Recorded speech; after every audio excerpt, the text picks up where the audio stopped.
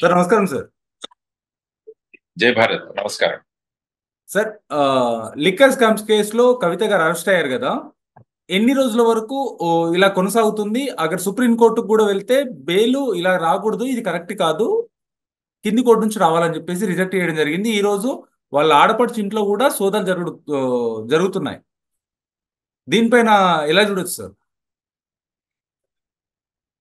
Actual గా ఏదైనా కేసులో ఉన్నప్పుడు మామూలుగా police custody or enforcement directorate custody ముగిసిన తర్వాత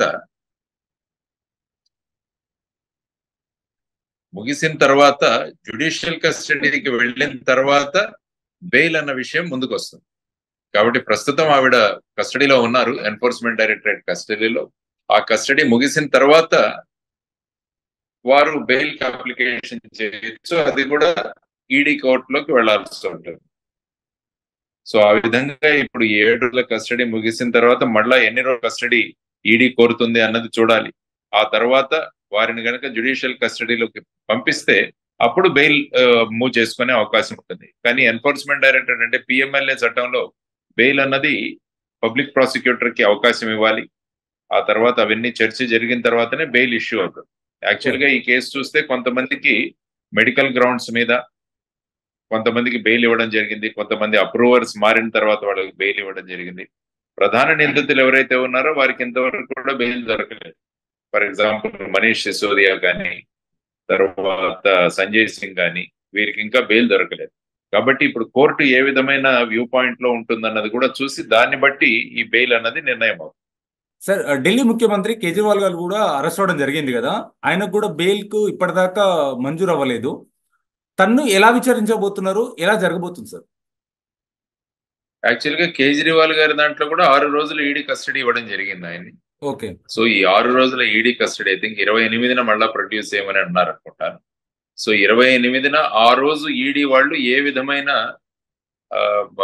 రిపోర్ట్ తో వస్తారో, అది ఏ విధమైన అప్లికేషన్ తో వస్తారో, అంటే ఇంకా మాకు కస్టడీ కావాలనో, లేకుంటే కస్టడీ ముగిసింది ఆయన్ని జ్యుడిషియల్ కస్టడీకి పంపొచ్చు అన్న నిర్ణయం తీసుకున్నప్పుడు అప్పుడు వారు కూడా బెయిల్ అప్లికేషన్ చేసుకునే అవకాశం ఉంటుంది. ముఖ్యంగా ఈ సమయంలో వారికి లిక్కర్ స్కామ్ గురించి తెలిసిన విషయాల గురించి ఈడీ అడుగుతారు.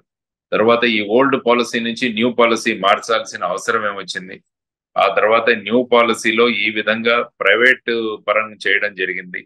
ఆ తర్వాత ఎవరైతే హోల్సేలర్స్ ఉన్నారో, రిటైల్ వెండర్స్ ఉన్నారో వారికి 12% మరియు సుమారుగా 180% వాళ్ళకి ప్రాఫిట్ వచ్చే విధంగా ఈ కొత్త న్యూ పాలసీ ఉంది.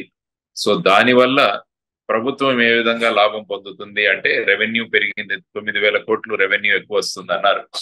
ఆ తర్వాత ఈ మాధ్యమంలో ముఖ్య అలిగేషన్ ఏంటంటే, ఈ పాలసీని తీసుకొచ్చి వాళ్లకు ఈ విధమైన ప్రాఫిట్ కానీ, వాళ్ళకి ఈ విధంగా లాభం పొందడానికి కానీ వారు ఏదో వీళ్లకు 100 కోట్ల రూపాయలు డబ్బు ఇచ్చినట్టు, అది కిక్ బ్యాక్స్ ఉన్నట్టుగానే ప్రధానమైన ఆరోపణ ఇందులో. ఆ సందర్భంగా కూడా వారిని అడగొచ్చు, మీరు ఎవరెవరిని కలిశారు, ఎవరెవరు వచ్చారు, ఆ తర్వాత ఎక్కడ మీటింగులు జరిగాయి, ఆ మీటింగుల్లో ఫైనల్ గా ఏం తేలింది, ఇలాంటి విషయాలని కూడా అడిగే సందర్భం ఉంది. సపోజ్ వాళ్ళ దగ్గర ఉన్న ఎవిడెన్స్ ఏదైతే ఉందో అది వారికి చూపించే అవకాశం ఉంది. ఆ తర్వాత ఎవరైనా వ్యక్తులు కస్టడీలో ఉన్నారో వారిని కూడా ముఖాముఖిలో కూడా వారిని విచారించే అవకాశం ఉంటుంది. సో ఈ విధంగా కేజ్రీవాల్ గారి విచారణ జరగవచ్చని అనుకోవచ్చు. సార్ ఇప్పుడు కవిత గారిని, కేజ్రీవాల్ గారిని ఇద్దరు కస్టడీలో ఉన్నారు కాబట్టి ఇద్దరిని ఎట్ ఏ టైం బెయిల్ ఇచ్చే ఛాన్స్ ఉందా, లేకుంటే ఇద్దరిని ఇంక కొద్ది రోజులు కస్టడీలో ఉంచుకొని ఇంకొన్ని సాక్ష్యాలు తీసుకోవాలని చెప్పేసి చూసే అవకాశం ఎక్కువ ఉందంటారు? అది యాక్చువల్ గా ప్యూర్లీ ఈడీ డిసైడ్ చేస్తుంది. వీరికి ఇప్పుడు తీసుకున్న కస్టడీలో వారు ఏ విధమైన విషయాలు వెల్లడించారు, సపోజ్ ఇంకా వాళ్ళ దగ్గర నుంచి విషయాలు రాబట్టాలి అనుకున్న సందర్భంలో వాళ్ళని మళ్ళా కస్టడీ పొడిగించే అవకాశం కూడా ఉంటుంది, వాళ్ళ రిక్వెస్ట్ ఉంటుంది.